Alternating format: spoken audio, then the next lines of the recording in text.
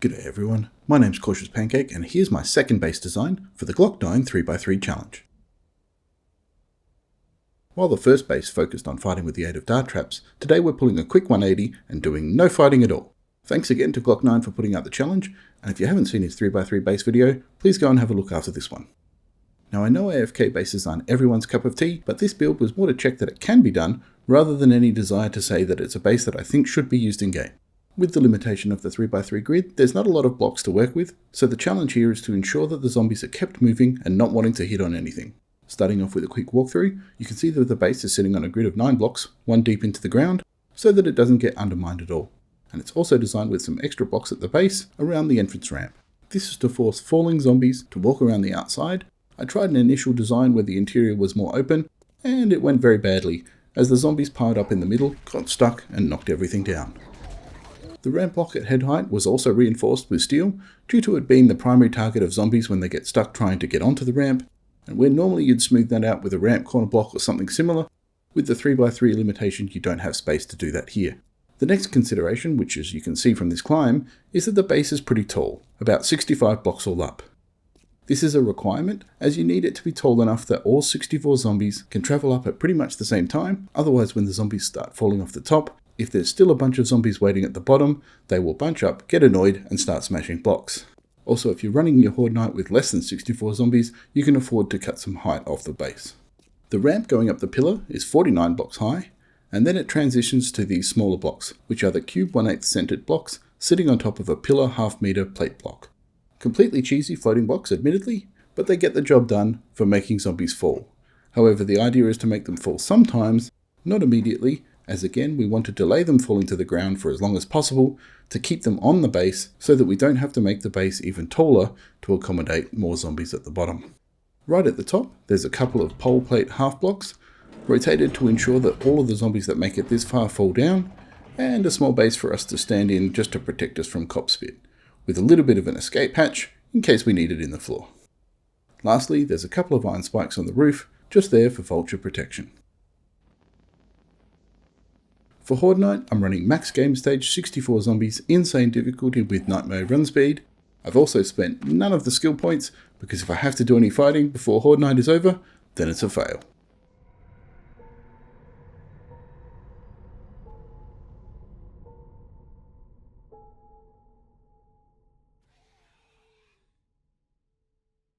Okay, here they come. Looks like we've got a demo right off the bat, just to make life interesting. Heading up the ramp without any problems. As you can see, they move nice and quickly. They don't get stuck on anything. I did try and get fancier earlier on with some designs where I used some of the half-wide ramps and things like that. But it seems like the zombies actually path best on these normal ramps and normal full-size cube blocks. Once you start getting a little bit creative, especially in a 3x3 form factor, it just creates more pathing problems. Speaking of pathing problems, we've also got some here with the 3 guys here all smashing on that one reinforced steel ramp block, so that shows you why we needed that one with the reinforcing. Eventually they'll get sick of it and jump up and path up properly, but that's what they do for a little while. At the top here you can see the zombies jumping around. When they do make it to the top there, they fall straight down, but otherwise they will continue to spin around, jumping and occasionally falling off to the side. Sometimes they land back on the blocks below and recirculate back up this section. That's okay. Eventually they will fall and go all the way down to the bottom. This is also once again where I use the full-size cube blocks for that pillar straight up the middle. If you try and use a smaller block that's too small, the zombies will fall down in the gap. And if you take it all the way to the bottom, they actually can get stuck in the middle between the ramp and that central pillar, which causes them to smash on the pillar and bring your base down again. So it's unfortunately one of those bases where you can't get too creative with the look and feel, because the more creative you get, the worse it performs. Now you can hear a few of the zombies hitting the blocks up here. The top section from the ramp to the top of the base where I'm standing is only about 10 blocks high, which actually means that it's within the rage mode distance. So some of these zombies will actually be going into rage mode as they get nearer to us.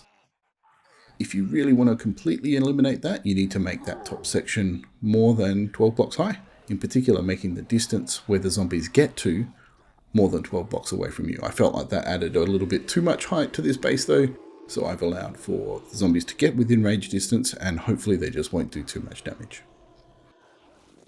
So this is one area where the base isn't quite performing as I'd have hoped. That first cube block where they need to step up, they're getting a little bit stuck and not transitioning as smoothly through there as I'd like, which is causing a bit of a pile up, which again will cause some of the zombies to get frustrated and hit on that central pillar.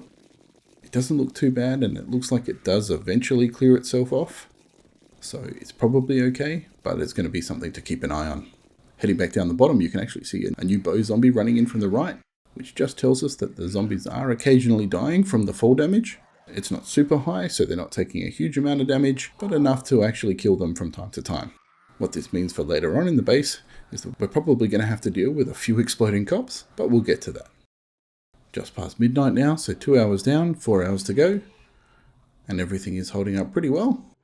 Zombies continue to fall, zombies continue to run up the ramp, zombies continue to hit that steel ramp that we reinforced, because they can't work out where the ramp starts and want to jump up.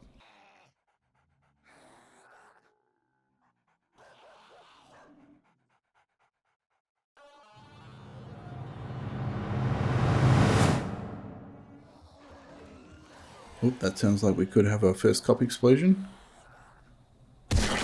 And there he goes.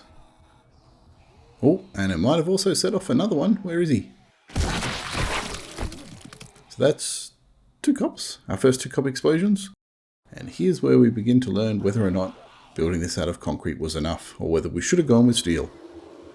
Obviously the normal and feral cops don't regenerate any health, so over time, as the Horde Night progresses, they're going to take more and more fall damage and eventually get below the threshold, 40% I think it is, and start to explode. And that's going to happen all night long. All the rads, they're probably never going to die, because by the time they fall, take some fall damage, and run back up to the top, they'll be fully healed. So from there, let's sit back, relax, and watch the Horde Night unfold.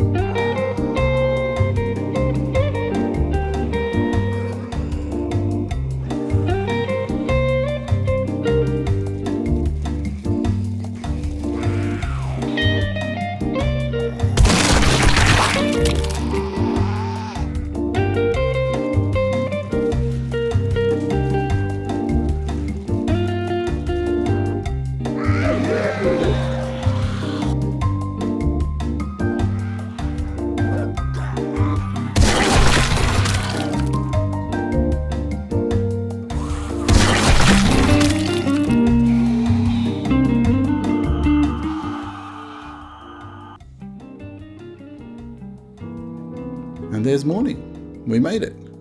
We've lost 2 blocks, but otherwise, the base has held up really, really well.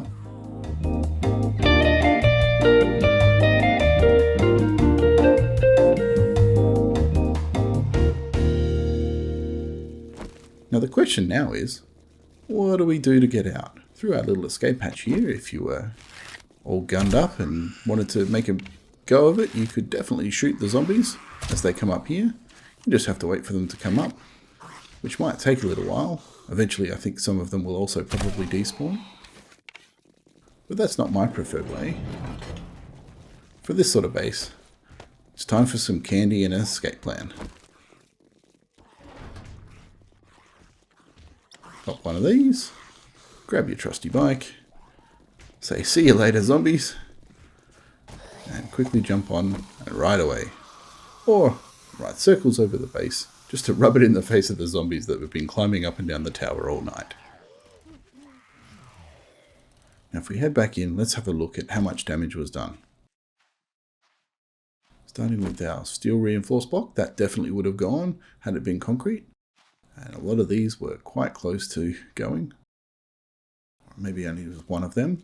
So we lost 2 blocks. Got a nice little crater there from one or repeated probably cop explosions in that spot.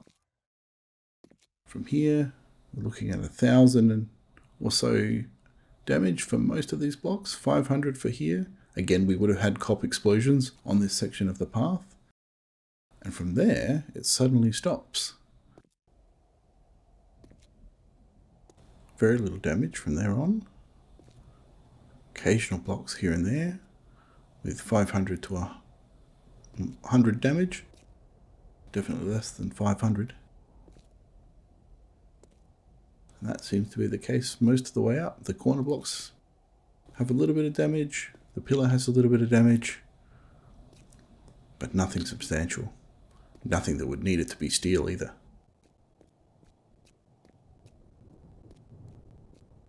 As we get nearer to the top, I'd expect to start to see a little bit more damage.